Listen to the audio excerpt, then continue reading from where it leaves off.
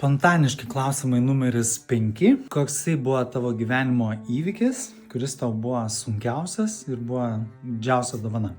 Tokio gal vieno negaliu išskirti įvykio, kuris būtų pats sunkiausias, nors buvo keletą tikrai labai įspūdingai sunkių, bet vienas, sakyčiau, sunkiausių, tai reiškia labai ilgai besitęsusių įvykių, tai buvo mokykla ir universitetas. Aš baigiau ir mokyklą, ir universitetą, Vilniaus universitetą, matematikos, informatikos fakultetą. Iš tikrųjų, man visa ta mokykla buvo toksai labai didelis nesusipratimas, kaip dabar atsimenu, kai aš išeidinėjau iš universiteto, nors tikrai buvo, kas man tenai labai patiko mokytis, bet išėjęs sakau, niekadas daugiau.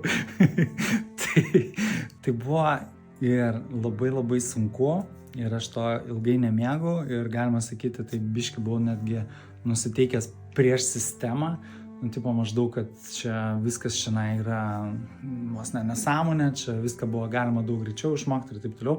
Ir turbūt be klausimų tikrai galima daug greičiau viską išmokti, nes tą pačią ten matematiką ar tiksliuosius mokslus realiai tai galima ten iš viso vos ne per metus išmokti viską.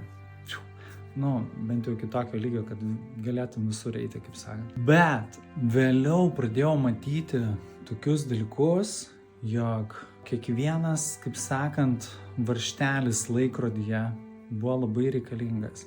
Kiekvienas mokytojas, kiekvienas ten žmogus, kiekvienas patyrimas.